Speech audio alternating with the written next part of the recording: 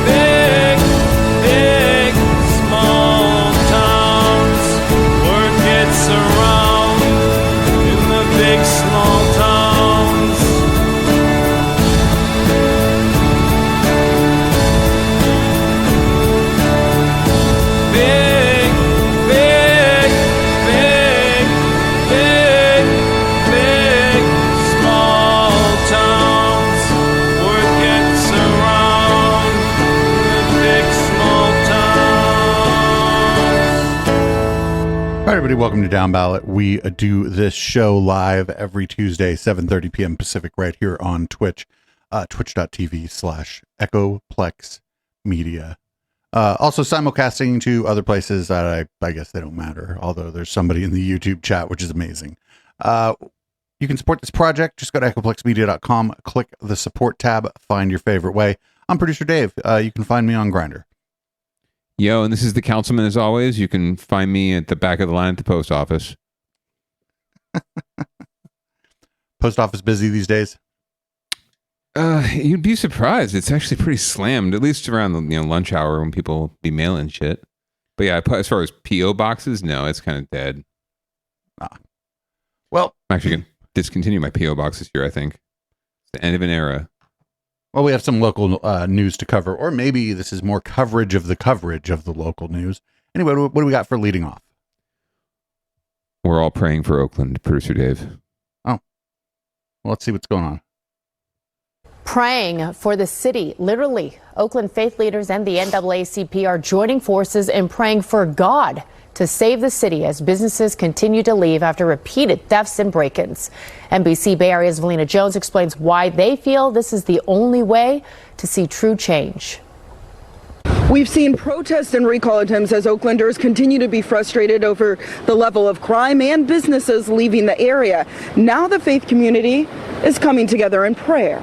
We come lifting up the city of Oakland, Lord. We come lifting up the leaders of the city, the mayor, Lord God, the city council. Through the power of prayer and petition. God, we ask you to touch parents that they might begin to raise their children where their children would not rob, steal, and kill. God, we need you. Oakland pastors, the NAACP, and community members tired of crime and businesses leaving the area, including major chains like In-N-Out and Denny's, are praying for divine intervention to restore safety to the city. We have to invoke the presence of the Lord because our leaders don't know what to do.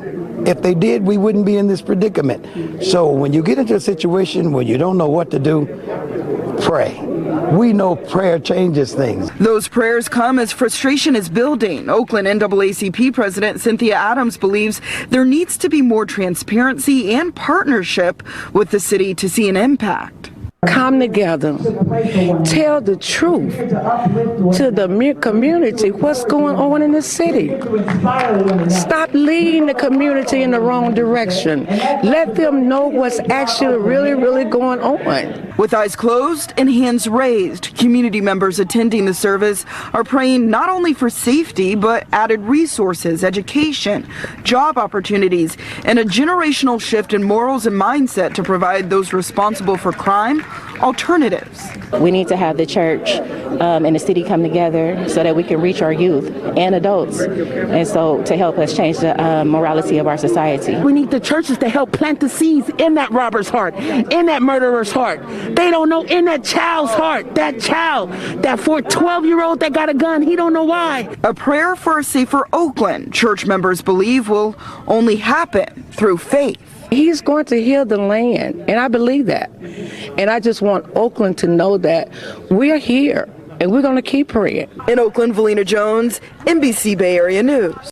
I'm glad we're doing this story now and not 15 years ago when I was like the most obnoxious atheist walking the planet. Same. I mean, are you more of an agnostic now, or how do you? No. I mean, I'm still an atheist. I just don't care that much. It's just not that important, actually. Like, you know, like, yeah, you get a little older, and suddenly it's like it's not that important.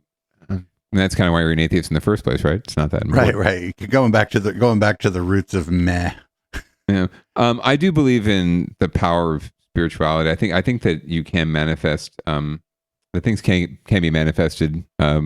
With good vibes and good faith, but generally speaking, it's always the actions of people that manifest things. And if anything, prayer helps folks focus or gives folks a release so that their minds can focus on other things, and maybe absolves them of a pressure that's undue on them in making decisions, things of that nature. But anyway, I don't know that prayer is going to solve all of Oakland's issues. I mean, Oakland has issues just like any other major city has issues, and Oakland has always had major city kind of issues. So I don't know that this is going to resolve any of that, and I don't know that Oakland's necessarily going down the great hole in the the earth or the Brea tar pits or whatever and sinking into the abyss. I think that Oakland's going to be fine. I think San Francisco will be fine. I think San Jose will actually be fine, despite what everyone thinks. So I would advise folks to, yes, pray, be faithful, and have faith that things will work out, and just be good. Be good on your corner. That's all. What if God just decided that there shouldn't be a Denny's or a In-N-Out Burger in Oakland, like through whatever divine method that an omniscient and omnipotent being would make those decisions? Maybe God is trying to tell y'all to eat at home, eat some good home cooking, and don't go out and fill your face with doubles and moons over Miami, because it's not good for your health. At least not every day. So the problem with this is that, like, it's not the prayer so much. It's like this sort of doom and gloom message. And like, I think like in like, not just in a city, but in like societies and cultures, things just sort of ebb and flow, right? Things change. They get what we would say call better or call worse. And I don't know, maybe just fucking ride it out, man. Ride it out. It's probably going to get, things are just fucking probably going to get better. I don't know. Maybe they get worse. I don't even know. Like, is it bad? Is it like 90s bad? It's not like late 80s, early 90s bad, but also I like wonder, was that, now that I think about it, was that shit all ginned up because they got bored with the fucking satanic panic and so now it had to be crime? Like just regular crime? They had to use something to scare people so that they didn't have to build BART all the way down here, right? Right. Yeah, maybe it was maybe it was just San Jose waging a propaganda campaign to keep BART out of San Jose by calling it Moakland. That was what stood for Mobile Oakland.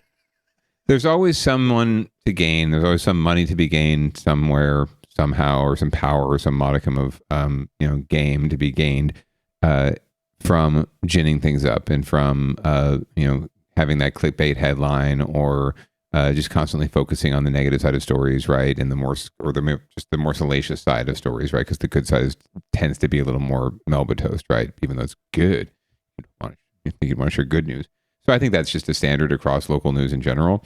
And I mean, you'd have to say, on the whole, American society, at least, I don't know, over the course of the last 250 years, has become moderately more inclusive on, whatever you want to call it, welcoming, true to its values. We're still a long way from there, and you can ask any Black person that, and they'll tell you for sure where we're at right now.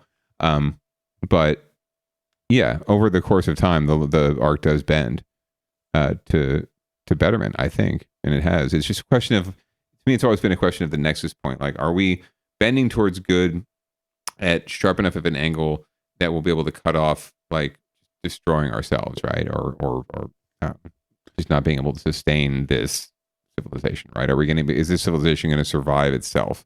That's the real question. Because I think we could get to a good place, but I don't know if we're going to be able to make it with the climate and racism and violence and genocide popping off all over the place. So I've put out this hypothesis a couple times. I think that there's like an ambient floor basically of like crime and violence, and I think that things have been on a long enough downward trend that fucking ball or whatever might just be bouncing off the floor. Yeah. So, right. Sometimes it bounces a little harder off the floor than it was doing, last time. And I just don't know if like we're, because you're never going to get to a place where people aren't doing bad shit or whatever. So like, how far down does it have to go before the only place to go is up? Yeah. You just nailed it. I'm sorry. We were in the middle of a city council race here in my district, and a mailer just came out the other day, a door hanger just landed on our door the other day, talking about how the candidate was good for public safety and had a little graph of property crimes in San Jose over the past 3 years, literally like 2020, 2021, 2022, I think, or was it 21, 22, 23, right? Right. Just the raw numbers of property crimes. The graph was a V, right? So 2020, we're reading from 2021, 2022, 2023, right? And it highlighted, the property crimes jumped 14% from 2022 to 2023, but it's pretty much the same number it was in 2021. Right. So what if at the bottom of that V is the fucking floor? And that was in the middle of the pandemic. It was the same number as it was last year, right? So it's not as though that there's some sort of massive COVID shift either happening here. So San Jose is a fucking safe city is what that says to me, right? San Jose is a generally safe city. And like you said, it's exactly what's happening. We're bouncing off the bottom. Oh, we're not the safest city in America this year. We're 4th. Oh, we're 7th. Oh, we're 3rd. Oh, we're the safest city in America again, right? And it's like no one can claim credit for it. It's just in general, we're a safe city. Back to Oakland. Oakland is like a more sort of dynamic place overall than San Jose. It's an older city. It has more history. Yeah. And San Jose's got a gap between the rich and the poor, but San Jose is a much richer city than Oakland is, like just overall. And so I don't know, it's more gentrified. And so it's just maybe the bounces off the floor in San Jose are going to not be as, big as maybe the bounces off the floor in Oakland. And again, this is just a hypothesis I have. I don't know. Have we hit the bottom? Who fucking knows? But it's like, God knows. I don't know, like, how much lower this shit can get, right? Because like, you have major cities in the United States where there's like a couple dozen homicides now in any given year.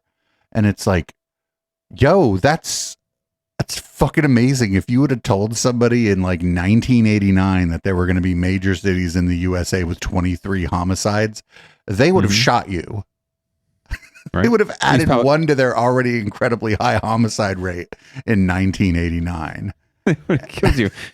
East Palo Alto, 0 homicides last year. So right. Good on them, right? And so, so I just wonder. No, go ahead. Oh no, sorry. I was going to say the only person who really knows is God, right? So right. Maybe they're asking the right person. God only knows. What if God comes back and is like, I've lowered the homicide rate in America just in an unreasonable amount, and none of you are even happy about that. Listen, I can't be everywhere all the time. I had to make Taylor Swift win the Super Bowl. I don't know what to tell you. I've been busy. Yeah. I owe Xenu 500 space bucks, and I'm trying to raise money for that. Everybody, you just got to give me some time here. Travis Kelce, help me. Yeah, no, San Jose also benefits just from having been a bedroom community for a very long time. It's a history. It's very long history as a city. I mean, it's the second oldest city, in Pueblo in California, behind only Los Angeles. But it's also been a bedroom community for a long time, right? It was an agricultural community and suburban. When I say city, I don't mean like that somebody named it San Jose. I mean, Oakland's been a city, what we think of as a modern city. A city. Like a modern city longer than people have thought of San Jose in that way. That's what correct. Oh, absolutely correct. I mean, San Jose hasn't even thought of itself as a city yet. I don't think. We're still working on that. We're in like our adolescence when it comes to being a city. We're still figuring it out, right? What's this thing down here and how does that work? They're like, how big of a suburb can we make with how boring a downtown is like the goal of San Jose. Yeah, correct. There was actually, we can go into it another down ballot. There was actually a city manager whose whole goal was to just annex land and just build, not build the city out, but just grow the city out, right? And just have land.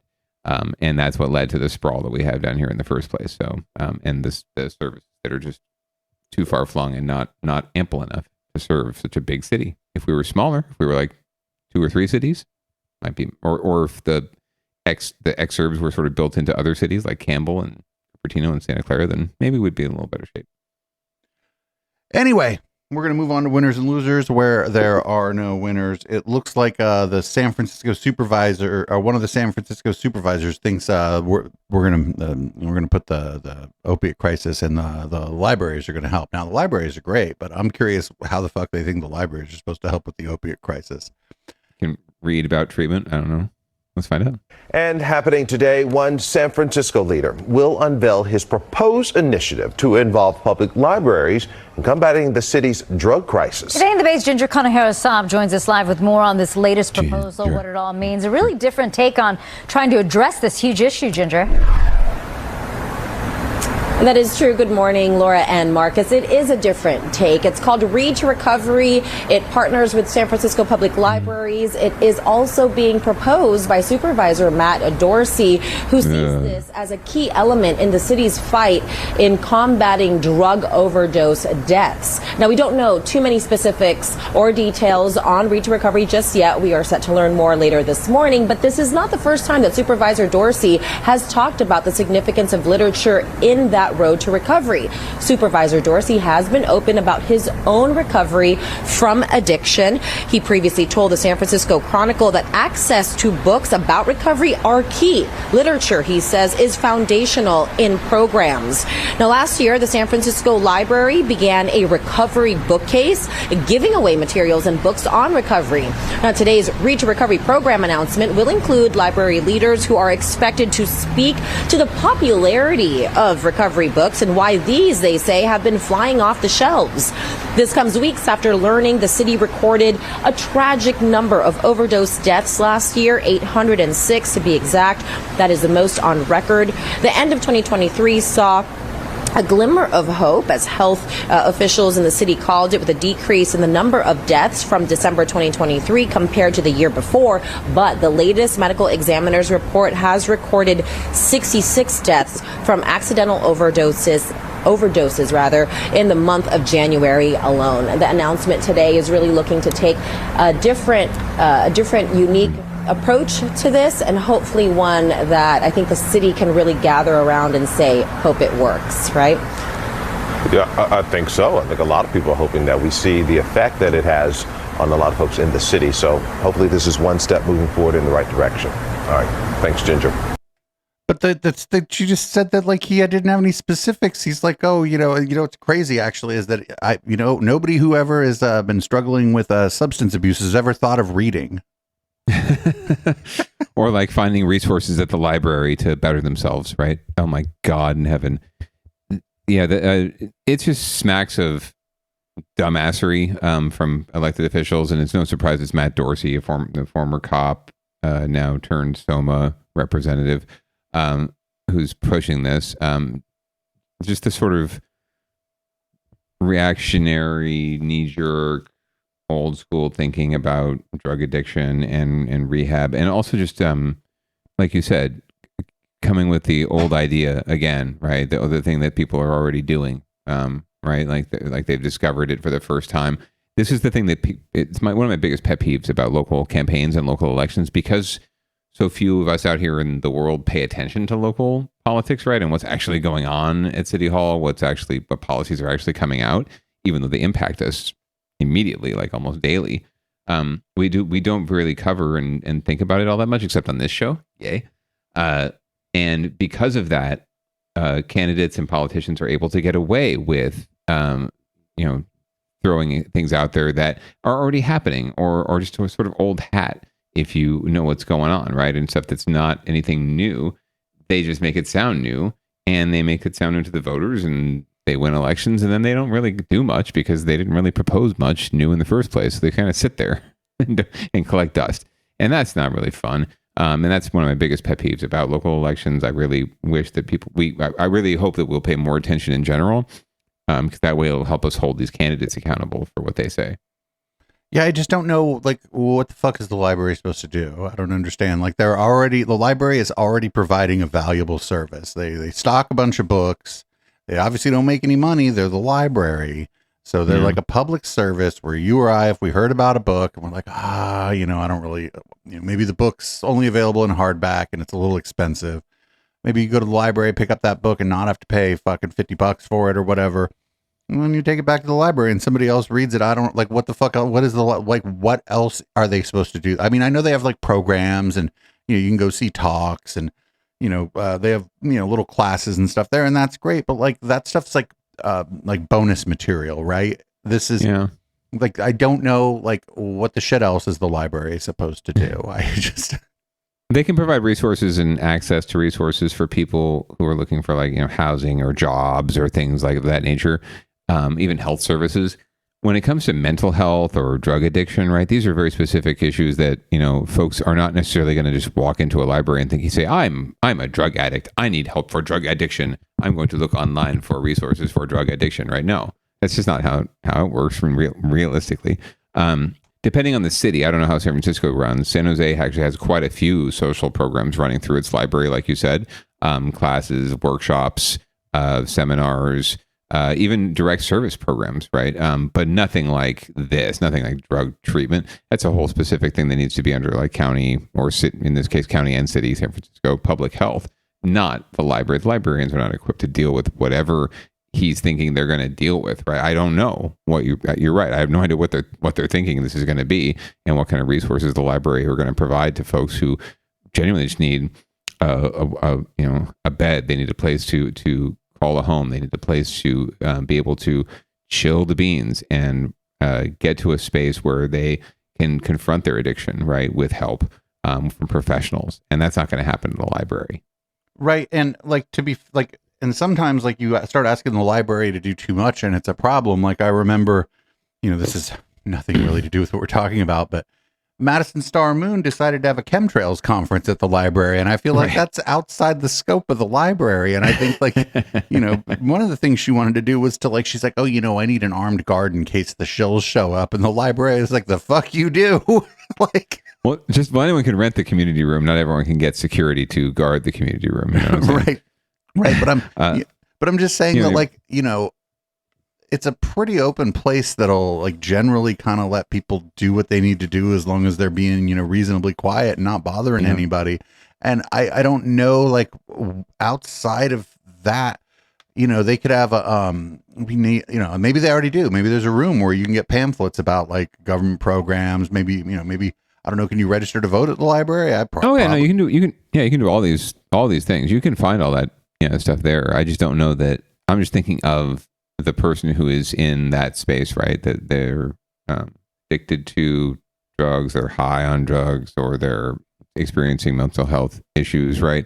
I just don't know that that's their first instinct is to go and seek it out, right? Like that we hear a lot about how, we need to, take these folks and put them into treatment, involuntarily. We need to consign them to treatment because they don't know how to handle themselves, right? So now we're going to entrust librarians, folks who are not trained to deal with this, and ask them to do it. No, like out of respect to our librarians, I'll say no, because they're just not. That's not their game. That's not what they're trained to do. They're very well trained individuals, librarians. It takes a lot of training and a lot of licensing and certification to become a librarian, but they are not trained to do that. There's other people who are trained in the health space who are specifically trained to deal with these kind of issues, and they should be the ones dealing. So if you're going to embed those people in the library, great. But I don't see how that makes any sense at all when you already have a county health department and facilities that are built for this kind. I mean, you don't have the facilities yet. Got to work on that. But you have the staff and the department and the infrastructure to handle it much more so than the library does, I'm guessing. Now, if you could reimagine some kind of community or city or county resource, like almost like a business park, right? But resources, and the library is there. I could imagine that you'd have like I would have make sure not to put the fucking jail there. Fucking the library to jail pipeline doesn't exist yet, and I'd like to not put them in close proximity to one another. But like if there's, you got the library there, and then there's shelter and public health clinic. Yeah, absolutely. You put those all in like a central location in a downtown or an easily accessible area, then that's great.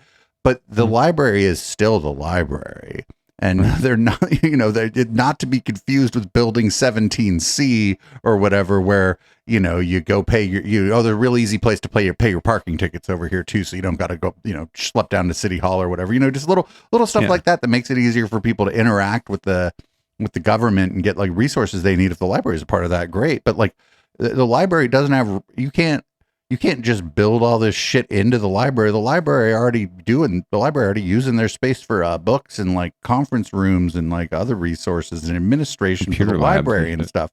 And if that's what this guy's proposing, fucking great. Yeah, put other resources around the library, but you can't just fucking make the library the one-stop shop for whatever's bothering you and fucking isn't working out for you in your community. Because like you said, the people that work at the library, like some libraries are heavily staffed by volunteers, and like, and so no, you can't just be like, also now you gotta, if somebody has is living with a substance abuse problem, now that you're the first point of contact, and the librarian's like, the hell I am. I'm not a licensed social worker. Like what the F, right? No, absolutely. You cannot put this on them at all. To be fair, he has said that it's, they are part of, but he said that they're a key part of the solution, but he did say they are part of the solution. That being said, he hasn't exactly revealed what the rest of the solution is. So at this point, this is all we know. We'll keep tabs on this as it goes along. But having come from a background where I know a lot of folks who work in libraries and a lot of librarians, they're actually very exciting and fun loving people. They're not what you would expect. I know that they would not be excited about this and being asked to take this on, especially when there are professionals out there that deal with it on a daily basis. But leave it to a cop to think very simplistically about how to treat drug addicts. To be fair, at least he's not suggesting at least he's not suggesting more of the responsibility for the mental health problem go to the cops, but that doesn't mean the library is the right place either. True. That's very true. He doesn't want to defund the cops. He probably does want to defund the library. Somebody in chat said something that I thought was a little bit interesting. They're like, what if this is like a stealth plan to go after the library system? Because they're like, well, look, we tasked you with this impossible task and you couldn't do it. What are we paying you? What are we funding the library for? Just books. I can have books at my house. There's a library in front of my neighbor's house, the little library. I just take books from that. I learned how to cook from one of those books. Anyway, We'll keep tabs on Mr. Dorsey and all of his lovely proposals. We'll see if he has another announcement about the continuum of care he's proposing. And up next for winners and losers, we have poll results from the kinds of people who would willingly answer questions that are asked in a poll about the city. So let's see what happens here. The city is headed in the wrong direction. That is a result of a new opinion poll sponsored by the San Francisco Chamber of Commerce. And that could prove problematic for Mayor London Breed as she seeks re-election. But as NBC Bay Area's Sergio Quintana shows us, measures that the mayor is backing do have strong support. The new poll results were released during the Chamber of Commerce. Damn, that room was white like Scientology. Breakfast in San Francisco. In Mayor London Breed's keynote address, she said the city is rebounding despite the negative headlines plaguing San Francisco lately. Now we are on the path to somewhere. Crime is dropping. Our population is growing. New ideas are being born. The drop in crime she referred to comes from new data released by SFPD last month, showing crime dropped overall 7% last year. But the Chamber of Commerce's annual City Beat survey took the pulse of 500 likely voters, and unfortunately for the mayor, 72% of those polled say the city is headed in the wrong track. But looking at polling data over the last few years, Rodney Fong with the Chamber says fewer people surveyed shared that point of view this year. Traditionally, the sentiment is that San Francisco is not going the right direction. However, this year we're starting to see that people are optimistic about San Francisco. At this event, the Chamber of Commerce also released except for that 76% polling on what voters feel about several local issues affecting the city. That includes questions about 3 measures the mayor put on the ballot. 53% support Proposition C, which would make it easier to convert office space to other uses. 61% support Prop E, which would loosen restrictions on police pursuits and allow access to surveillance cameras and drones. And 61% like Prop F, which would require drug screening for people accepting cash assistance from the city. This is a really pivotal moment for the city, and I think voters feel that as well. And they want a clean city. They want a city where businesses can thrive. There's organized opposition against 2 of those measures. The ACLU has come out against Prop E, saying it rolls back hard-fought gains on police reforms. And housing advocates warn Prop F could affect people's ability to keep subsidized housing if they lose cash assistance after a positive drug test or refuse treatment. In San Francisco, Sergio Quintana, NBC Bay Area News. So I'm going to outline my problems with this poll. 1, sample size of 500, very small. 2, this sample is 500 people who picked up their phone at all, which is a self-selecting group. And then it's also 500 people who didn't immediately hang up when they found out it was the fucking Chamber of Commerce calling them. So this is like, I'm not saying the poll is necessarily inaccurate, but that's the makings of a poll that is going to be skewed to a specific kind of person. Well, I mean, anytime the Chamber of Commerce or any special interest, labor, business, otherwise, environment, does their own polling, it's going to be skewed just simply by the nature of polling. You're at the way you're asking questions, the words you're using, the hypotheses you come into the poll with, right, that you're trying to prove, often dictate how the poll is contrived and how it's carried out.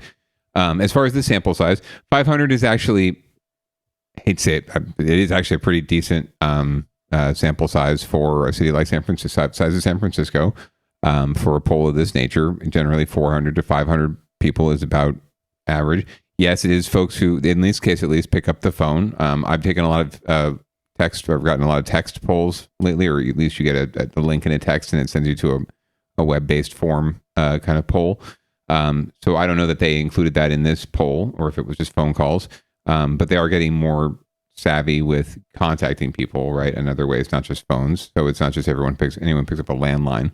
That being said, it's also likely voters, and likely voters in primaries, especially like the one coming up, tend to be older, tend to be more people who do not necessarily pick up the phone, but have the phone line still, right? And you talk on the phone, even though I don't really like to talk on the phone at all anymore.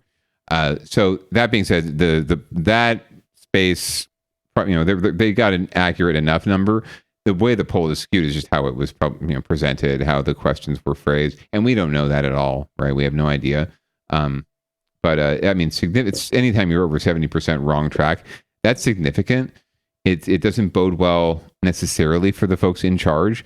What London Breed is doing, which is politically genius in some ways, is pivoting herself to fit the moment, right? So she has been in charge, and people think things are on the wrong track. However, she's the one proposing these new changes, right, that are supposed to fix things. And as you can see, 60% of people support the fixes, right, which are her babies. So if she can tie herself to those things, she can pivot. She can picture herself as part of the change, right, and not part of the problem. Because that's usually what you end up in a situation with low favorables or low faith or wrong track, high wrong track numbers, is the incumbents are in trouble. But she's trying her best to play the non-incumbent card and to be the agent of change, and we'll see if she succeeds.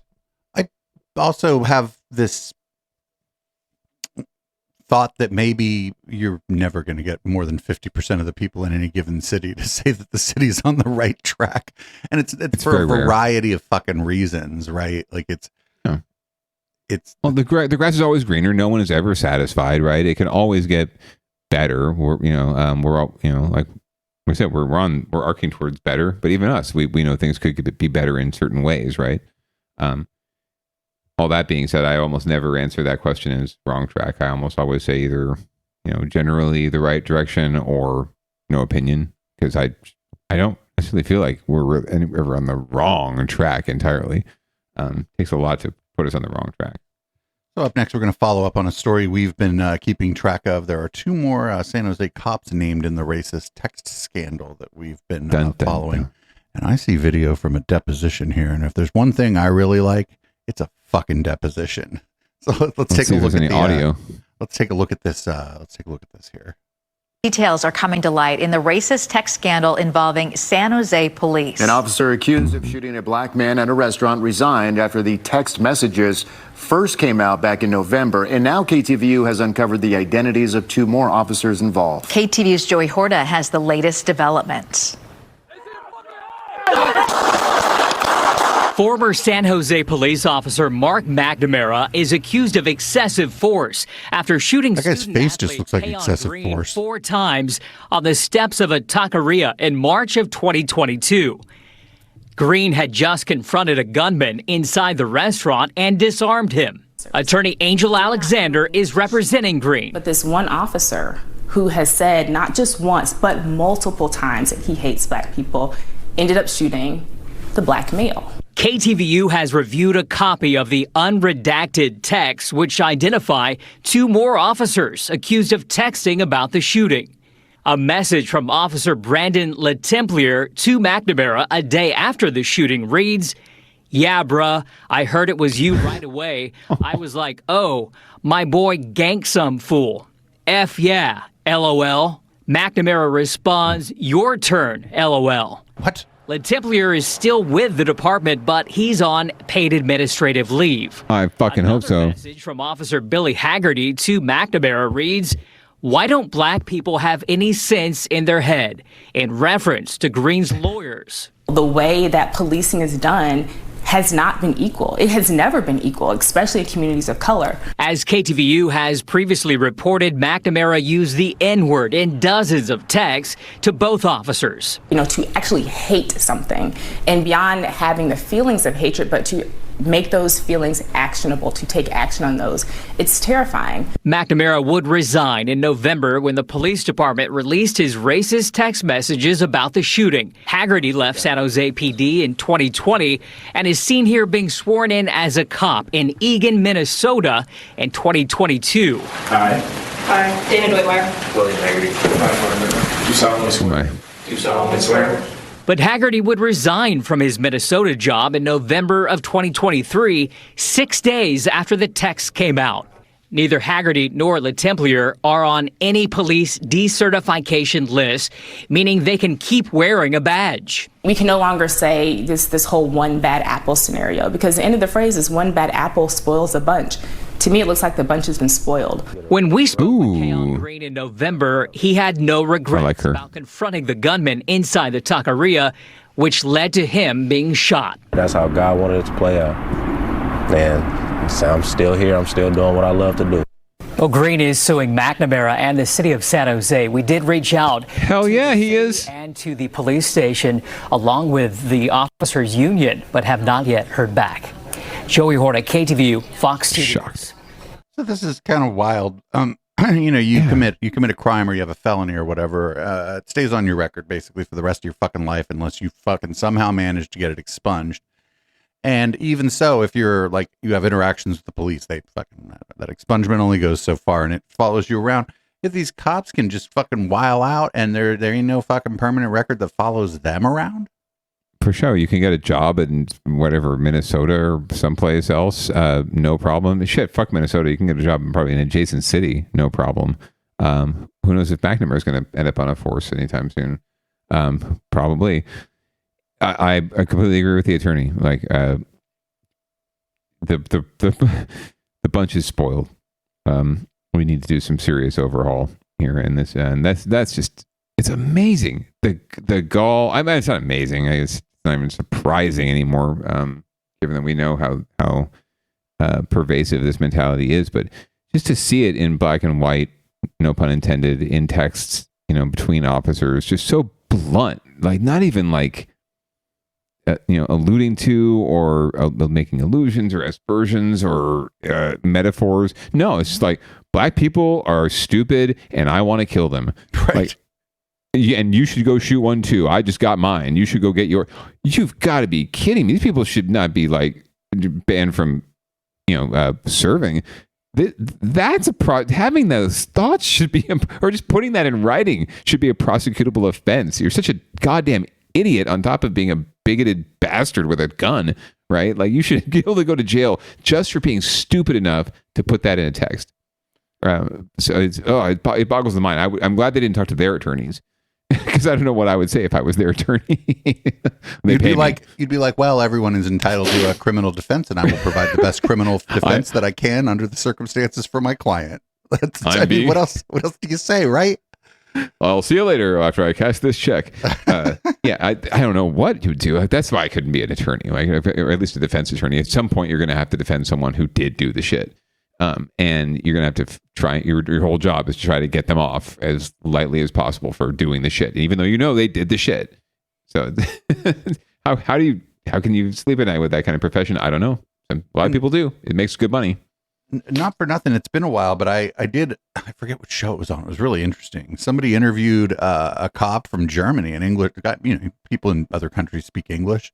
He was kind of talking about American policing, and the cop from Germany seemed more angry about the American police than like the American leftist host of the fucking show. Like cops in other countries just don't fucking while out like this. They don't. Shit, man. Cops in Britain don't even carry guns. Right, you got to call the special cop. Yeah, and yet they're able to freaking keep the peace. So go figure. This is a fucking outrageous. Like the only place that maybe is like this is like fucking Singapore or some shit where if you spit your gum out on the street, they fucking run up and arrest you. But like fucking Iraq, Iran, it's funny. It's all the places that we talk about on our high horse about, we're so much more elevated. We have democracy, blah, blah, free society. Give me a break, man. Tell that to this guy who got shot 4 times at La Victoria after disarming someone and ending a potentially fatal incident, right? Tell that guy who's now, by the way, saying like, oh, I just, I praise God that I'm okay and I just want to get back to living my life. Like, God bless his soul. I know the attorneys are telling him to just be cool. We're going to get our money. But like, man, it'd be really hard to be forgiving. Yeah, I'd be in his space. I'm not, I'm a white guy, and if I wrestled a gun from somebody and I got shot for it, I'd be like, "Fuck them pigs!" I'd be a from little that pissed off, hospital yeah. bed, right? I'd be a little pissed off. I'd have to have the doctor Shit, come man. in and be like, "You got to calm down for your health. Got to chill." I took a rubber bullet, right? And too, and I'm fucking raging pissed for the rest of my life at all cops. So like, I can't imagine actually being shot like 4 fucking times after doing a public service like that. I was just sitting around, whatever, man. I'm not some sort of like, champion of civil rights and social justice. I wasn't. This guy actually did something to like help his fellow people, and then get shot. Oh man. Imagine if he was just appropriately Just angry, just not even like extra. Not if he wasn't even if he wasn't just appropriately angry in all of his Stereotypically comments. angry, yeah, exactly. But he also, think about this too. He's certainly aware of the biases against not just black men, but also black women. When black people get angry, the angry black person, people don't think thing. of it as righteous the way that they often think of white anger as righteous. It's because people are bigoted. And but if that guy was, I'm just telling you, I'm not saying that guy has to like while out or whatever, but if he was like appropriately angry, and every time they interview him, you're like, he's like, I risked my fucking life to wrestle a gun from somebody who might have shot random people just trying to get a taco when they were drunk after going to the club, and then the fucking pigs opened fire on me. He's like, I am very fucking angry. Like, he's like, this is the craziest thing that could have ever happened to me in my entire life. I can't fucking believe it. Fuck them pigs. I would have been like, you get him. But then people would have been like, well, that black man seems awfully angry. Well, wait, let's wait. His attorney will get him his money and his settlement, and then he can pop off all he wants. That I think now there's a time and place for that, and he knows it, and I think that's good to see. And his attorney knows it too. So let's hope he gets his money, and the city has to pay out even more because they deserve it. Speaking of which, the city trying to like kick some unhoused folks off some land to build a dog park. I love dogs and all, but this is the worst kind of gentrification. Let's see what's going on here. Pay paradise. It is possibly the largest dog park in the South Bay, the dog park at Columbus Park in San Jose, and it's ready to use by the dogs. But for some reason, it's still closed. Official kickoff has been scheduled a couple of times, only to be canceled. A lot of it has to do with some issues with the homeless living in that park. NBC Bay Area's Robert Honda joins us from the still unopened park to tell us why yet another grand opening was scratched. Great. Why don't you have a grand opening for a nice fenced off, safe place for the homeless to camp while you figure something else out for them? This seems like the obvious solution here. Adjacent to the dog park in Columbus Park, there's plenty of space. A surprise. Asbury and Spring Streets are almost completely cleared of cars and RVs people have been living in. This is what it looked like just last week as police posted notices giving vehicle owners 72 hours to vacate. The streets are where the new 5-acre city dog park is located. Why not use a lawnmower? What the fuck are they doing? Say there's been a lot of emotion and tension. I have a puppy myself, but it's just not that important. So I don't think that it's right. Him and dogs' lives over human lives. Like it shouldn't be that way. In fact, that tension may have led to an earlier delay in the dog park opening. City leaders tell me the recent stabbing death of a homeless man here canceled their plans to open the park sometime after this last sweep. Homeless advocates contend the anxiety created by the city sweeps is partly to blame. They're definitely treating dogs better than they're treating people. They're just, if you looked at it as they're creating like a human puppy mill over here, just cramming a bunch of people into a small space to make a giant space for dogs. But San Jose Mayor Matt Mahan has led a move with other city leaders to make public space, such as the dog park, as well as city trails, more open to the public. He says the city depends on who you think the public is. To help unhoused people relocate to safe, dignified places and find alternatives to sprawling encampments. I have to defer to our city workforce to make the call on when it's really ready to reopen. We've got to be able to have safe safe ingress, egress, places for people to park, to be able to access this public space. That could be a huge factor. There are still a lot of vehicles as well as the Riverside encampment nearby, and it's hard to predict just how much has to be cleared out before the general public will come to the park. In San Jose, Robert Honda, NBC Bay Area News. So I'm serious here. That was like they got a nice big open space. They got a little fence around it, so there's like one or two ways in, one or two ways out. Okay, well, the dog park isn't working. Why don't you be like, all right, fuck it, put your tents in here. Fuck it. This is we've just mowed the grass. This is going to be it's a safe place. We know where everybody's at. Like things could be like. I don't understand why you don't just fucking shift gears and be like, actually, now that we think about it, maybe we cleaned this place up. Go back.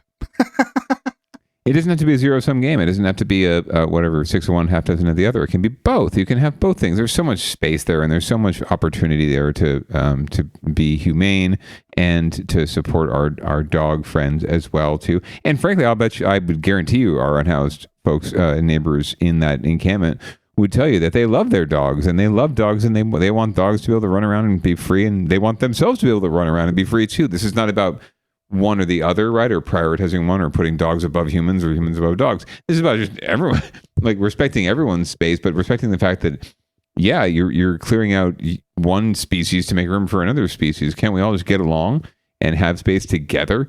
And can we have some sort of dignified space where folks can encamp because shit is that bad, right? Do we have to just keep pushing them along, moving them away from the streets where we want to have a press conference for 5 days?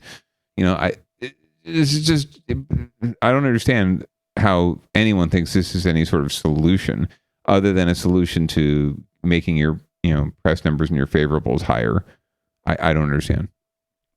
It's like and there, the dog park is a sign of gentrification, right? Like that is, it's nice to have a place specifically to take your dog. And there are some parks where you're not allowed to have your dogs off the leash, and dog parks are a place where you can take your dog off the leash. But like, there's no shortage of dog parks in San Jose already. Like, I just don't get it. Again, I just see this space. First of all, I was a little annoyed by the fact they were mowing the lawn with weed whackers. I'm like, could you just get a fucking riding mower and fucking like they were mowing the weeds, Producer Dave. Could just get a riding mower. My God, first of all, riding mowers are like it's fun to ride a riding mower. But I just can't imagine, like, I don't know, you clean this, you got the space all spiffied up and stuff, and now you're like, why don't you just let people set up their tents in there? I don't know. Yeah, like I said, there's plenty of space there, and they could be doing this. They could have been setting up sanctioned encampments for many years, and people have proposed them, and they've been shot down because no one has the political will to do it. And we honestly don't have enough dog parks. Just as being a dog owner, our area town is just not very dog friendly.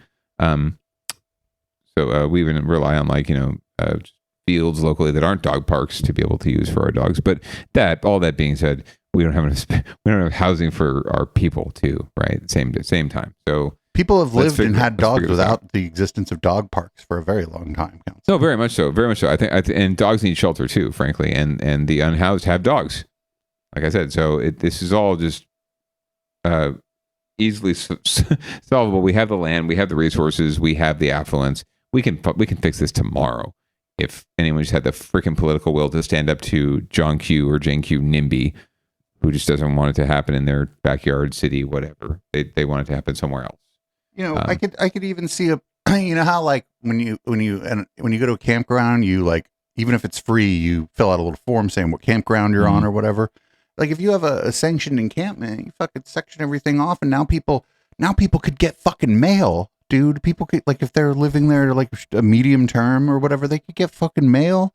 People would know where the fuck, they'd know where the fuck they're at. They'd have like some kind of quasi address, sort of. And imagine that. And then a community would form there. Like, Producer Dave, now you're getting way too ahead of yourself. I mean, we need to deal with these folks who just think that the unhoused are criminals. So we're going to move on to Get Your Shit Together. This is once again about Antioch. Yeah, it's a double whammy actually here. So there's it's like one of those one step forward, two steps back kind of a thing. So I feel really bad for the mayor of Antioch. He's going to come up a couple of times in this segment, but so there two stories from Antioch. The city of Antioch is introducing a police oversight commission, but if I'm not mistaken, prior to now, I believe the Federal Bureau of Investigation was serving that role in some capacity. I think they still are. This is sort of like the city's own, owning of themselves. Antioch wants to rebuild trust between the community and its police department. It's creating its first ever police oversight commission. This comes as the city deals with the fallout of last year's racist text messaging scandal within the PD. Here's NBC's Pete Serratos. It should be illegal for cops to text. A gamut of experiences. Antioch Mayor Lamar Hernandez-Storp says a police oversight commission has been long overdue, but it took recent events over the past year to get city officials on board. After so many federal indictments, state charges, 2 investigations from the state of California, including the Attorney General's Office of the Antioch Police Department, these investigations related to racist text messaging that decimated our police numbers. It is very clear that we absolutely need an oversight. The federal indictments, investigations, and the fallout from the racist text messaging scandal have put a stain on the Antioch Police Department. And today, the city took its first major step towards addressing accountability for the department by inaugurating its first ever police commission. The 7-member commission comes from a variety of backgrounds, ranging from community organizers to lawyers. It will be similar to other police commissions around the Bay Area, serving as a governing board to create accountability for the police department. Devin Williams is a longtime community organizer in Antioch and was selected as a member of the new commission. He believes the commission can help the community move forward and rebuild trust with the police department. This is something that the community needs in order to move forward. We need a community, citizen-led commission such as this, made up of leaders who are well-versed in what the city needs. While the specifics of the commission's duties still need to be hammered out, community leaders believe it's a step in the right direction. In other words, the police are not going to be policing themselves, because that's what's been happening. The police have just been policing themselves. The next steps for the commission will be to decide on leadership roles before holding public meetings. The mayor hopes the commission is up and running with those meetings as early as next month. In Antioch, Pete Serratos, NBC Bay Area News. I mean, that's good, I suppose, but historically, don't these kinds of organizations have very little in the way of teeth? Yeah, I mean, it all depends on the setup and the structure and the parameters and the purview and all those things. Any commission or committee like this, their ad hoc committee or task force that's set up by a city or a mayor, it all depends on what their intent is. If their intent is to just look good and try to restore trust in terms of we're doing everything we can, it's not going to have a lot of teeth. It'll have some recommendations. Everyone will feel good. They'll have a press conference. They'll release a report. They'll have cake. And then they'll move on. But as in the case in San Jose, at least, there's a task force that has issued tons of recommendations that hundreds actually, that the PD is actually obligated to begin to implement over time. So it can vary, but it's all about the elected leaders like the mayor here and how many teeth or how sharp of a teeth he wants to give to this group. But it could just be a show commission. Entirely. If this organization can't fire cops, then I think it's useless. You're almost never going to see that kind of situation where you have a citizens commission or a community commission that's going to have that power. Because it's HR. It's HR. The reason why that they're able to stick it out is even the mayor and the electeds don't have the power to do that. Generally speaking, it's the chief or the department themselves. And then the council has oversight, right? That's just not going to happen, unfortunately. But shit has gone so incredibly pear-shaped in Antioch that it might not be the worst place to give something like that a go. No, not at all. Although I think it sounds like a lot of the folks that were in trouble are under investigation or indictment already. So this is more not the criminal side of things. This is really to clean up going forward. If anything, I think it seems like this is more of a forward-looking commission than a backward-looking commission. Like they're going to let what happened play out, the investigations and the trials play out, but they're looking at what are we going to do now to keep this from happening again, right? Or how we're going to weed this out going forward. So, gotcha. But I think to your point, and the easiest way to weed it out is to weed it out, right? Like get these fuckers, get the bad apples, quote unquote, out of the bunch before they spoil the whole bunch. Right. So we're going to move on to more news in Antioch, and apparently, this library isn't going to be able to solve all the community's problems because it's going to close. Well, they don't have enough cops anymore, so they've all been fired. I'm here to have story time. LaRon Richardson of Antioch drove up to the Antioch Library on East 18th Street. I was really expecting, even though it was raining, that it was going to be happening, but it's really unfortunate to hear what's happening. But he arrived to find the library is temporarily closed. We do not take closing libraries lightly. It is something that we, try to avoid at all costs. Public Information Officer Brooke Converse says on Friday afternoon, the Contra Costa County librarian made an emergency decision to close this location. She says over the past few months, the library has seen more and more incidents putting staff and patrons in danger. Threats to staff and security personnel, drug activity and drug use, both in the library and on library property, sexual intercourse inside the library and outside the library. Converse says, see, Producer Dave, there's all sorts of stuff happening at the library. Close a library for these reasons. It won't reopen until Tuesday, when it can bring on a second full-time guard. The library is also repairing its fence and updating its security camera system. The library says it alerted the city manager about this closing, but Antioch Mayor Lamar Hernandez Thorpe wrote a letter expressing his shock, saying, quote, according to our city administration, no one in the city of Antioch, including the police chief, were informed of any safety concerns by Contra Costa County regarding the library. These kinds of incidents are not unique to Antioch. I want to make that clear that many of our libraries are dealing with an increase and an uptick in severe and dangerous incidents, and it's happening across the country at libraries. The American Library Association has noted an alarming increase in acts of aggression towards library workers and patrons across the country. It's really the choice of the... Ooh, I read some wording in that where they chose not to fucking, the news chose not to fucking give the meat of that fucking letter. Community to kind of band together to, help this place feel safe enough for the community. During this closure, patrons will have to go to other county libraries to get resources like books and internet access. In Antioch, Alyssa Gord, NBC, Bay Area News. Ooh, bad look at NBC, because the American Library Association wasn't talking about fucking in the library. Yeah, no, definitely not.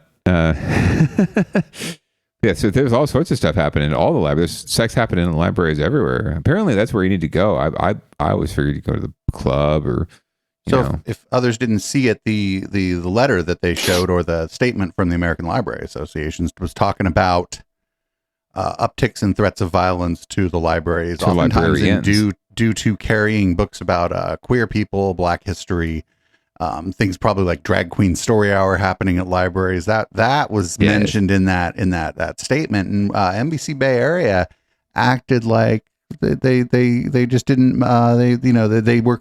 I think they're conflating two different issues here. And in contrast to the library, their spokesperson too was talking about the sex in the bathrooms and people falling asleep in the used book section. And no, they weren't talking about the violence and violent threats against librarians either.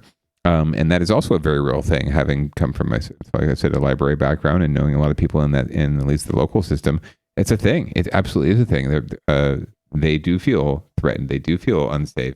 Because like you said, these are librarians and volunteers, right? They're not equipped to deal with the kind of violent threats and or activities they might have to face on any given day in a city. So yeah, I think you're right there, folks. They choose, like local news usually does, they choose to focus on what they choose to focus on. So we're going to move on to Downballot Watch, where we're probably going to be covering a lot of stuff with the upcoming primary election. And first, we're going to look at Santa Clara Measure B, which is really interesting because the voters are basically going to decide if the voters are going to decide. Let's see what NBC Bay Area has to say about this and what they leave out. Changes could be coming to picking the city's top cop. Right now, Santa Clara is the only city in the state that still elects its police chief. Next month, voters will decide on how to select a chief. Here's NBC's Ian Cole. Santa Clara still lets voters decide on its police chief, but they can change that on March 5th. 3 city council members who say the process is outdated brought forward Measure B. If voters approve it, the city manager will instead appoint a police chief. Councilman Raj Jahal says the top cop gets paid over $500,000 a year in salary and benefits. If we cities shelling out that much of money, we want somebody who can really professionally add value to the position he or she is holding. In last 6 of the 9 elections, there was only one candidate. Under the current rule, the elected chief has to live within the city limits. Jahal argues it leaves a narrow list of candidates. We have more than 150 officers. I think less than 10 live in the city of Santa Clara. So basically, we'll be picking up our next chief, if we have to have election, from those 10 people. And out of those, only 2 have management experience. The nationwide search is a fallacy. There are 11 municipal police agencies in the Santa Clara County. Of those, 9 have chiefs that were appointed from within. Current Santa Clara Police Chief Pat Nicolai opposes the measure and believes it should be someone who lives here. I joke, my son's car was parked right across the street and had its catalytic converter stolen. So I know what's going on in the city of Santa Clara, and I know what affects the people. So when there's an issue, I can address it directly. He's retiring at the end of his term this year, so Measure B doesn't affect him. But Nicolai believes residents should continue to elect the chief because he doesn't just answer to City Hall, but also to voters. I think it's accountability and public safety. And really, public safety is what my job is all about. On Measure B, a no vote keeps things the same. A yes vote transfers the power of selecting the next police chief to the city manager. In Santa Clara, Ian Cole, NBC Bay Area News. I think this doesn't matter because I don't think there's, I would assume Santa Clara there's not a lot of crime there. And the police chief is not a whole lot to do. Not really. I mean, a lot of folks think this is another proxy war between the 49ers and the anti-49ers folks at City Hall. And it very well could be. And it seems like it does break down along those lines. It has, to my understanding, the directly elected police chief hasn't, like you said, caused Santa Clara to fall into the great abyss anytime recently. So I don't see why we don't just let people keep continuing to choose their police chief. I don't think it's any more problematic than the city manager and the city council and some body of 7 people plus an administrator choosing who the person is that's going to be policing the entire city, right? And having to interact with the people. So it, who knows? Maybe it is the right way to go to elect your police chief. And like Chief Nicolai says, maybe it is better to have someone who's from the community. That's a pretty low number of officers living in the city, but not uncommon. In San Jose, I think, at least when I was doing more close work with police, it was something in the neighborhood of like half of the department, half of the officers did not live in San Jose or lived outside the area. As far as ways like Discovery Bay, Tracy, Sacramento even. So it's not uncommon at all just because this area is so ungodly high cost of living. And even with an officer's salary, it's hard to make it work. So for a family. We'll see what happens. But I don't see why you can't just keep electing your police chief. Why not? If you like it. Santa Clara's weird. They have their own power utility. They have a directly elected police chief. They have the 49ers in the stadium. It's just a weird city. So let them be. Let them be weird. I don't know. I think it's, and I could be wrong here, but I doubt that the voters are generally going to be inclined to vote for something that takes the power away from themselves. But I could be wrong. Yeah, 75%, according to polling, their POA is opposing the measure, and their polling says that 75% of people oppose it. So more than likely it will fail. But we'll see. Polling has been known to be wrong, especially like we said earlier, when it's special interest. Yep. But I think also the demographic of the people who turn out are going to be maybe more civically engaged, and those people are going to be more inclined to want to keep voting for the top cop or whatever. Yeah, they're the people who love voting, right? that's people who vote in primaries in March. They love voting. So you don't want to give them one. They're not going to vote to not vote for something. No, God, no. I don't. Less power. I'll just stay home and have a sandwich. Anyway, well, up in San Francisco, the voters don't have that power. And one guy running for mayor, at least, says that he's going to take some action with the police chief on his own in his power as a supervisor, if he were, or a mayor, if he were to win. So let's find out what Mark Farrell has to say.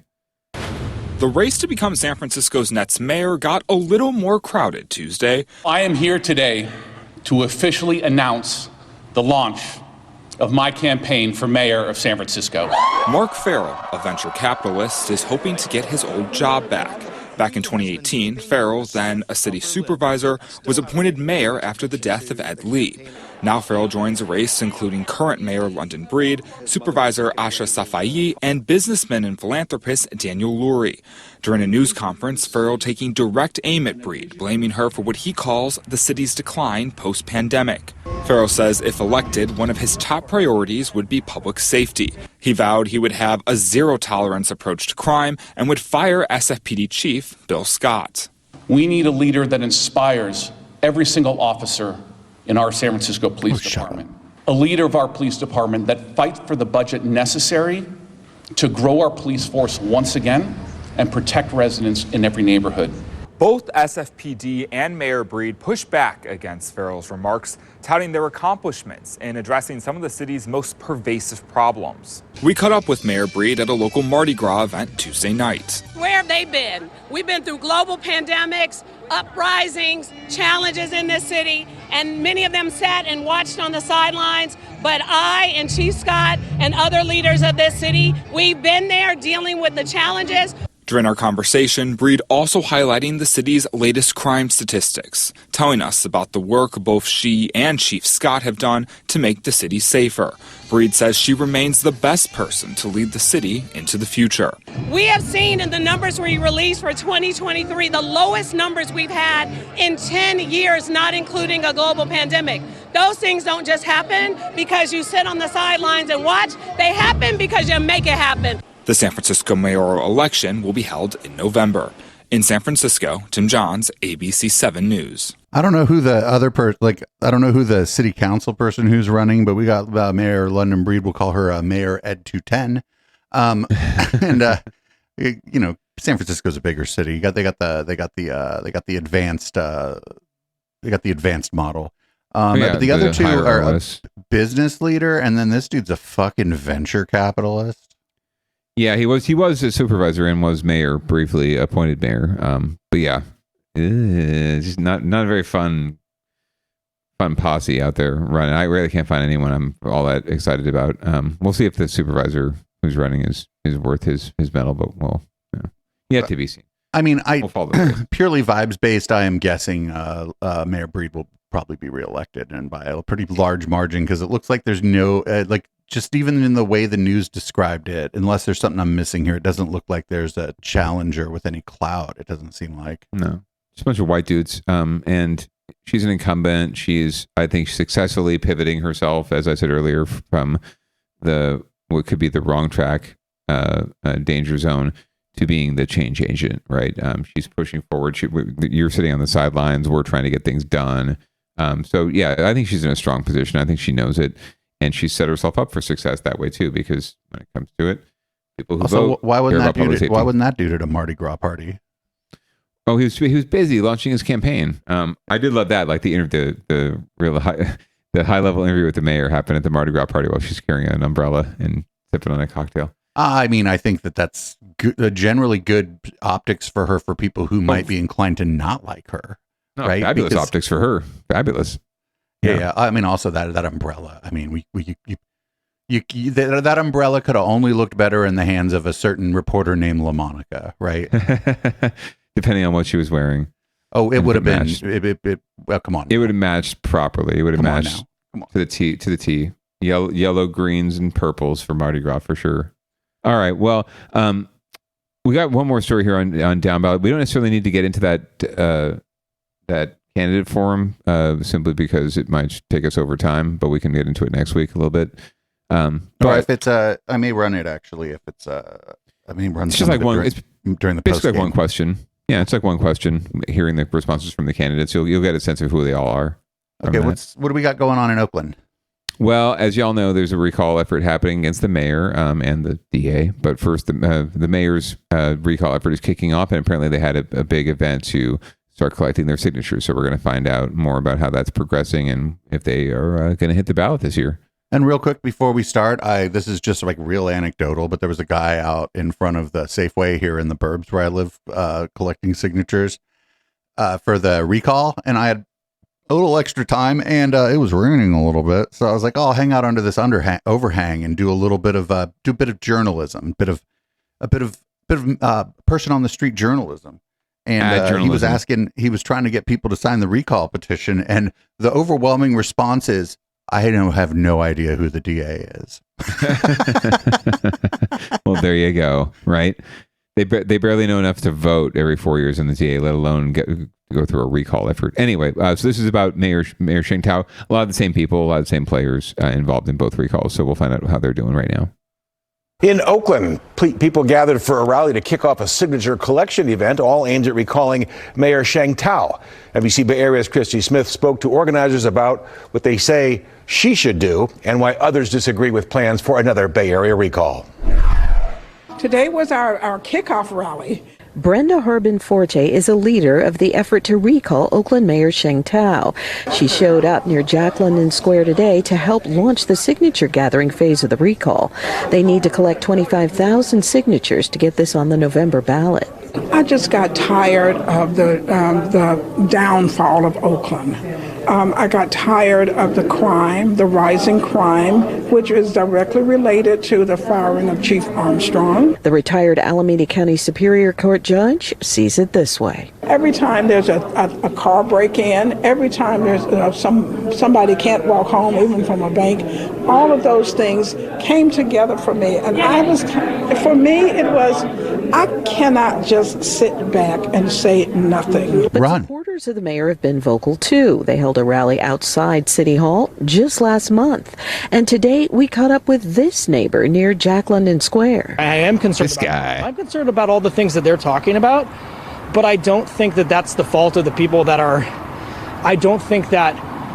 I give the benefit of the doubt to the public servants that are in that we just voted in, that just got the mandate from the people of Oakland. Oh, I like him. Ben Bunch does not think choosing a recall is the answer. I think when we do things like these recall campaigns, that doesn't help. That distracts from that. That gets in the way of them doing the work, because now you're constantly running. You're constantly on the defensive. In Oakland, Christy Smith, NBC Bay Area News. Yep. Do it on the street with the right take.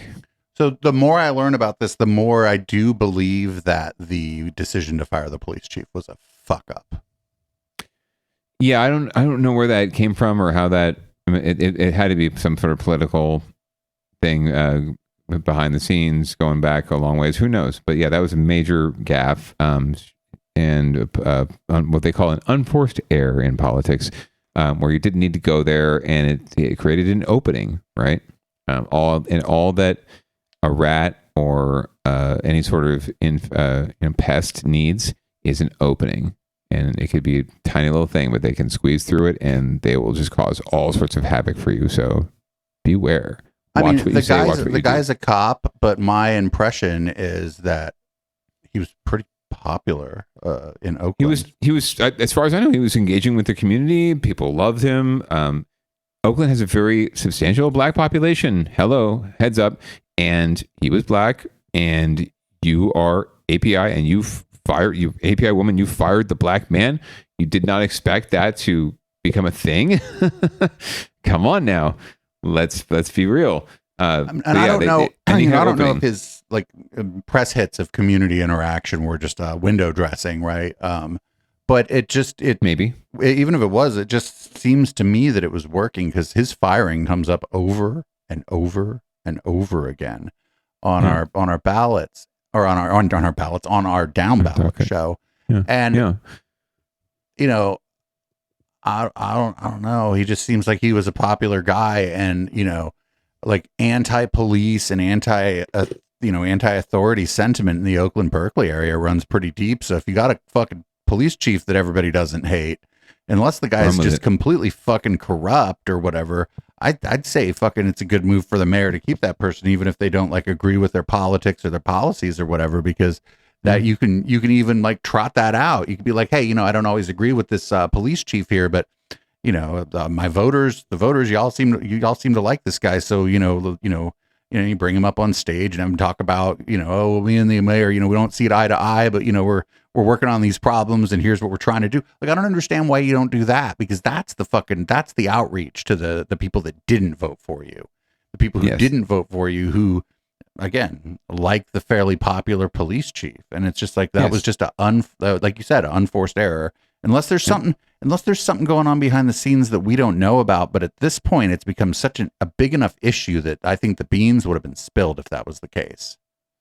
She also could have just been, playing to the wrong political winds, or just misread the tea leaves. It happens. It happens a lot. And perhaps, she read the police commission, I think, was highly responsible for making the suggestion or advising him being let go, and now they're the ones suggesting he should come back too. So there's obviously some factions and some division that's at play here, and I think the mayor is just trying to placate everyone, and in doing so ends up pissing off everyone, which is sort of how the political game gets played sometimes. What about the oops and move on strategy? Be like, oops, I'd like to actually offer, I'd like to find a way to bring this guy back. Actually, I had, Well, she could have. She had an opportunity. The police commission actually reviewed new applicants or candidates and proposed him as one of the three. Remember, a few weeks back, maybe a month ago, and she rejected all of them, including him.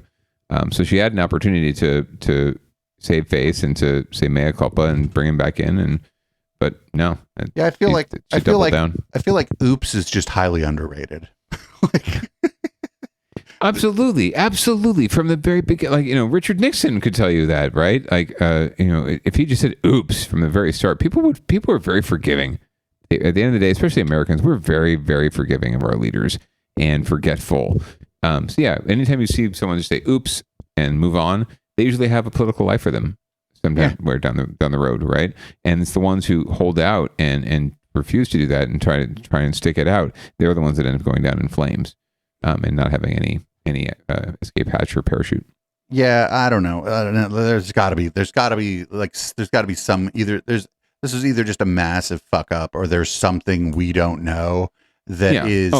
There could, in fact, maybe if there's something we don't know, and I'm just really fucking pure speculation here, but if there's something we don't know, it may be one of those mutually assured destruction kind of things, right? There's absolutely something we don't know here, because you're right. It's not optically good. It doesn't make a lot of political sense, and it's leading to problems for her. I think she'll beat the recall, but it's just causing way too many problems that she doesn't need to deal with. I think she'll beat the recall because people don't care enough to recall this person. Oh yeah, 100%. No, yeah, I don't think it'll be on most recalls aren't beat because the person who is up for recall is just such a magnanimous public servant.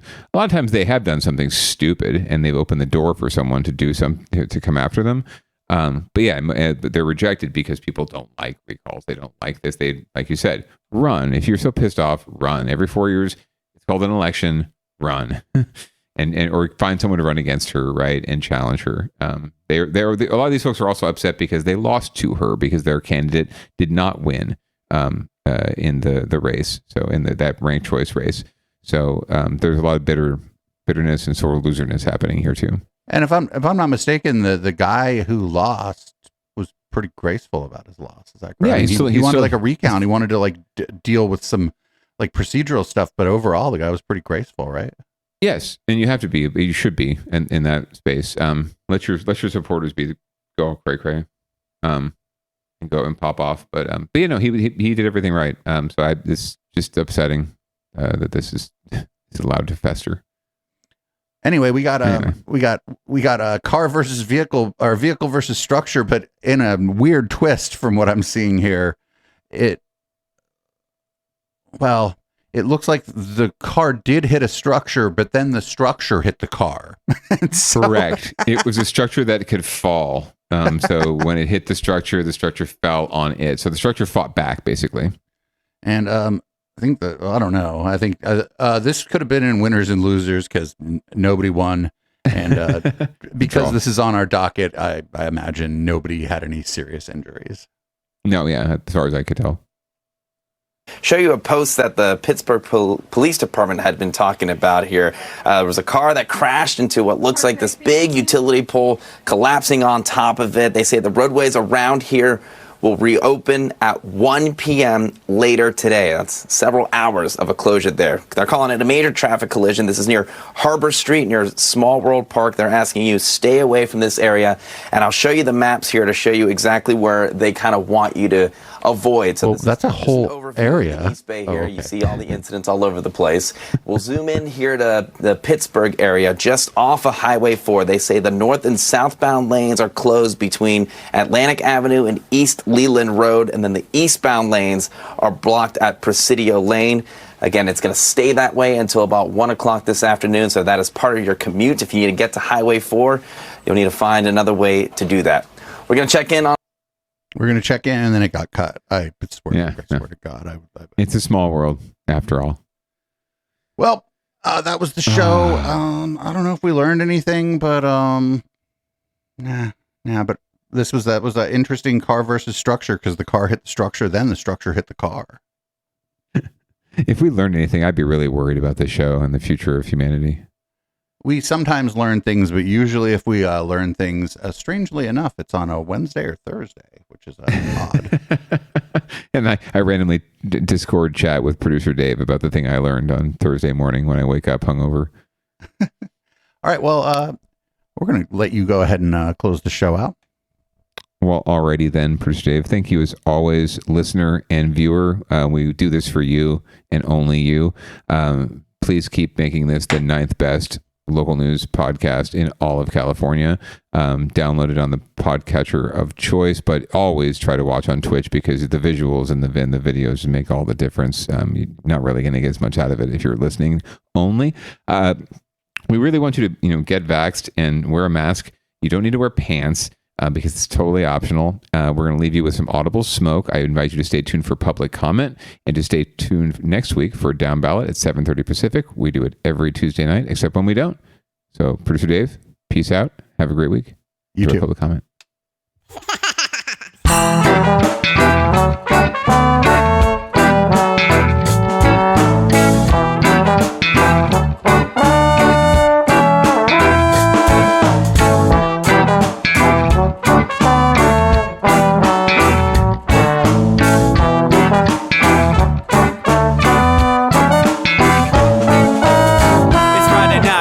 Time to get the party started. Pick up my phone just to check and see who's calling. Dress up real nice for the ladies at the bar, and I'm driving in my car just to get to where they are. Here at the local scene is where I plant my feet. It's where I smoke my cigarette and I hold my drink. I look at all my friends, they're all blazing greens. Here at the front of the stage, waiting for MTV. Where are those guys who's standing next to me with a pipe in his hand, ready to blaze for me? About 5 minutes later, we're all singing Queen. Now get the fuck up on stage, man, rock the scene, yeah. We do what we want, and what we want is to jam. So sit back and enjoy the band. We do what we want, and what we want is to jam. So sit back and enjoy the band. Enjoy that band. I turn and head back to the bar for a refill, man, because you know where we are. We're headed out to the car to smoke another one and another one. Now just when the magic starts kicking in, I hear relapse playing, you know it's time to head in. Alright everybody, now it's time to grab a new drink. Spark it if you got it and then pass it to me, yeah. We do what we want, and what we want is to jam. So sit back and enjoy the band. We do what we want to do, and what we want is to jam. So sit back and enjoy the band. Enjoy that band. Last up on the bill for the show tonight is Down and Dirty at 5, so we're headed outside to spark up another joint. Now who's got my lighter? Stoner E, of course, shouldn't you be inside? I'm all up in this bitch, being who I gotta be. I'm fucked up like the U.S. economy. The truth is that I don't think logically. Stoner E take you on a psychedelic odyssey. Now inside motherfuckers is rocking me, and outside shit we smoke a lot of broccoli. Rocky the roller, yo, that sexy girl be jocking me. Ain't too drunk to fuck, but I'll probably do it sloppily. We do what we want to do, and what we want is to jam. So sit back and enjoy the band, enjoy the band, enjoy the band. We do what we want to do, and what we want is to jam. So sit back and enjoy the band. Molly say that he like jamming, and he hope he like jamming too. Well, I gotta say, thank you, Bob, we do. Yes, I gotta say, thank you, Bob, we do. Well, Bob Marley said that he liked jamming, and he hope we like jamming too. Well, I gotta say, thank you, Bob, we do. Yes, I gotta say, thank you, Bob, we do. Yeah, we do what we want, and what we want is to jam. So sit back and enjoy the band. We do what we want, and what we want to do, what we want is to jam. So sit back and enjoy the band, enjoy that band. We do what we want to do, what we want is to jam. So sit back and enjoy the band, enjoy that band. We do what we want, and what we want is to jam. So sit back and enjoy the band. Yeah, yeah, yeah.